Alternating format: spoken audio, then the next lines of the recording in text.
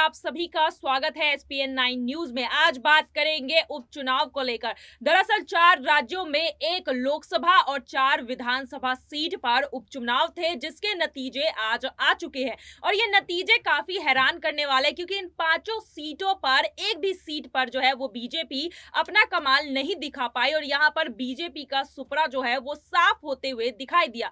वहीं आज बात करेंगे बंगाल को लेकर। बंगाल में टीएमसी ने फिर से एक बार बीजेपी को धूल चटा दी है और अब ममता बनर्जी की सरकार जो है वो बीजेपी के खिलाफ डटकर खड़ी हो चुकी है। तो चलिए इन सभी मुद्दों पर हम बात करेंगे। हमारे साथ मौजूद है हमारी सहयोगी साक्षी। साक्षी, आपका बहुत बहुत स्वागत है। साक्षी, जिस तरह से ममता बनर्जी ने बंगाल में अपनी पकड़ मजबूत रखी है, क्या आपको लगता है कि बीजेपी को इस जड़ को हिलाने में थोड़ी और मेहनत करनी पड़ेगी? क्योंकि देखिए, जिस तरह से विधानसभा के चुनाव में देखा गया, बीजेपी ने अपना पूरा जोर लगा दिया। यहाँ पर अमित शाह उतर गए, मोदी उतर गए, लेकिन फिर भी ममता बनर्जी अकेले ही बीजेपी में अपना परचम लहराने में कामयाब रही। और अब फिर से उपचुनाव होते हैं, वहां पर भी देखा गया कि बीजेपी एक सीट भी नहीं निकाल पाई है बंगाल में। आपको लगता है कि ममता बनर्जी को टक्कर देने के लिए बीजेपी को थोड़ी और मेहनत करनी पड़ेगी? अभी देखिए, बीजेपी का हर कोई जानता है कि हर राज्य में बहुत अच्छे से बीजेपी काम करती नजर आ रही है और अच्छी तरीके से पकड़ भी बना लेती है। लेकिन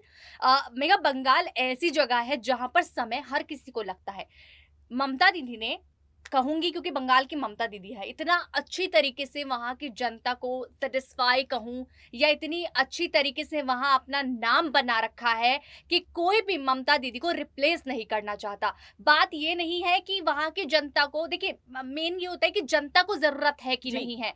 वहां की जनता को जरूरत ही नहीं। आप उनसे बात करके देखिए, आप एक बार उनके पास चले जाइए और ममता दीदी के बारे में एक बार पूछेगा कि ममता बनर्जी कैसी है, क्या है। वो उनके प्यार में इतने डूबे हुए हैं कि उनको कोई और ऑप्शन चाहिए ही नहीं।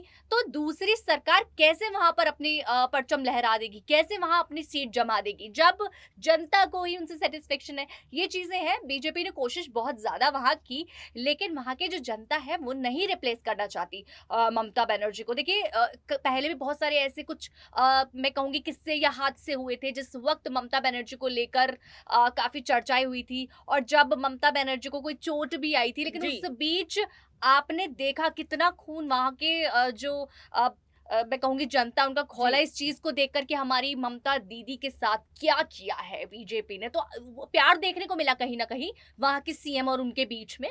तो एक प्यार है उनके बीच में, जिसकी वजह से दूसरी सरकार वहां नहीं आ पा रही है। जी, जिस तरह से बीजेपी ममता बनर्जी को हटाना चाहती थी, अमित शाह, मोदी से लेकर कई वरिष्ठ नेता जो है वो विधानसभा चुनाव में उतरे, फिर भी ममता बनर्जी को वो हिला नहीं पाए और यहाँ पर टीएमसी सरकार काफी अच्छी खासी टक्कर देती हुई नजर आ रही है बीजेपी को बंगाल में। और वही आप बात कर ले अभी के उपचुनाव को लेकर, लोकसभा सीट की मैं अगर बात करूं साक्षी, आसनसोल से यहाँ पर टीएमसी ने शत्रुघ्न सिन्हा को उतारा था। वहीं दूसरी तरफ बीजेपी से अग्निमित्र पॉल उतरी थी और यहाँ पर सब कह रहे थे कि बीजेपी को टक्कर जो है वो मिलेगी या नहीं मिलेगी, लेकिन यहाँ पर टीएमसी से आराम से वो जीत गए। शत्रुघ्न सिन्हा की मैं बात करूं, वो आराम से यहाँ पर बीजेपी को हराकर जीत हासिल कर लेते हैं। तो इस जीत को आप किस तरह से देख रही है? क्योंकि लोकसभा चुनाव आने वाले हैं और यहाँ पर उपचुनाव में जिस तरह से टीएमसी जीती है, क्या आपको लगता है कि ममता बनर्जी का बोलबाला ऐसे ही आगे कायम रहेगा? देखिए, कायम रहेगा और साफ इस जीत से दिखाई दे रहा है मेघा। जो जैसी जीत अब मिली है ना, क्योंकि बीजेपी के अगर हाथ में थोड़े भी कहीं ना कहीं वोटिंग्स आ जाती, थोड़ा सा लगता कि हाँ बीजेपी धीरे धीरे चल रही है, पर बिल्कुल ना आना, तो इससे साफ दिखाई देता है कि ममता बनर्जी का जिस तरह से वहाँ दबाव चल रहा है वो चलता रहेगा। क्योंकि हमेशा से चलती आई है ममता बनर्जी का जो भी सरकार वहां चली है, जिस तरह से चल रही है, जनता उसको पसंद करती है। शत्रुघ्न सिन्हा का वहां पर जीतना, वहां से टीएमसी जीतना, तो कहीं ना कहीं उनका जो वहां पर काम चल रहा है वो काफी अच्छा चल रहा है। बीजेपी को लेकर थोड़ा देखिए समय लगेगा, ऐसा नहीं है कि बिल्कुल नहीं होगा। बीजेपी ने यहाँ पर भी कहीं ना कहीं ऐसा था, किसी वक्त हम भी नहीं सोचते थे कि बीजेपी आ पाएगी, लेकिन जब जरूरत पड़ी हमें भी ऐसी सरकार की, जब हमें लगा इस सरकार कुछ करेगी, हमने ऑप्शन दिया। जहां देखिए, अगर तैयारी करती रही बीजेपी बार बार बार, ऐसा नहीं है कि पीछे हट जाए। मैं तो चाहती हूँ बीजेपी तैयारी वहां की अगर कर रही है तो करती रहे। जिस वक्त बंगाल की जनता को जरूरत पड़ेगी कि अब हमें एक ऑप्शन चाहिए, तब वो बीजेपी वहां काम आएगी। तो अपनी तैयारियां रखनी चाहिए उन्हें। जी, यहाँ साक्षी का कहना है कि बीजेपी को हार नहीं माननी चाहिए, बीजेपी को अपनी तैयारियां जो है वो जाहिर तौर पर ऐसे ही पुख्ता करनी चाहिए। लेकिन यहाँ पर ये विधानसभा चुनाव की बात थी साक्षी, अभी उपचुनाव की बात थी, लेकिन 2024 में एक बड़ा इलेक्शन होने वाला है, लोकसभा का इलेक्शन होने वाला है और बीजेपी को बंगाल की सीटें चाहिए होगी, लोकसभा की सीट। और बंगाल में 42 सीटें हैं लोकसभा की, जिसमें से पिछली बार 18 सीटें निकालने में कामयाब रही थी बीजेपी। क्या लगता है कि इस बार ममता बनर्जी कुछ टक्कर दे पाएंगे 2024 में? ये 42 सीटों में से क्या ममता बनर्जी आधे सीटों को साफ कर पाएंगे और बीजेपी के लिए मुश्किल होगा आने वाले चुनाव में यहां से सीटें निकालना? देखिए, बीजेपी को कहीं ना कहीं ये चीजें दिखी कि हमारे हाथ में इतने वोटर्स तो आए, हमारी आधी जो जनता है हमने कवर कर ली है, तो इससे क्या होता है, कॉन्फिडेंस मिल जाता है सरकार को कि अब हमारा जो बच्ची कुची जो मतलब जनता है, हम कैसे उसको मतलब उसको कैसे मनाएंगे या अपनी सरकार को उनके दिल में कैसे जमाएंगे। थोड़ा होता है ना अपने बारे में थोड़ा समझाना, वो वाली चीजें हैं, लेकिन थोड़ा समय लगेगा। वही चीज दोहराऊंगी कि थोड़ा सा समय लगेगा, लेकिन बीजेपी अपना काम वहां पर भी जल्दी दिखा देगी। हालांकि ममता बनर्जी हार मानने वालों में से नहीं है कभी भी। अगर आप ममता बनर्जी की काम देखें तो उनका एक महिला होने के बावजूद भी किस तरह से वो दूसरी पार्टियों के साथ, विपक्ष के साथ लड़ती दिखाई देती है, बोलती दिखाई देती है, आवाज उठाई दिखाई देती है, वो चीजें दिखाती है कि एक महिला होने के बाद वो पीछे नहीं हटती। तो कंपटीशन तो बराबरी रहेगा, लेकिन जहां उन्होंने हल्की सी ढील छोड़ी, ममता बनर्जी ने जहां हल्की सी ढील छोड़ी है, वहीं बीजेपी अपना हाथ जमा देगी उसी जी। यहाँ पर हम बंगाल की बात करें, बंगाल में तो बीजेपी को हार मिली ही, वहीं पर बिहार में भी बीजेपी को हार का सामना करना पड़ा। 4 राज्यों में चुनाव हुए थे, जिसमें से बंगाल, बिहार, छत्तीसगढ़ और महाराष्ट्र की बात हम कर रहे हैं,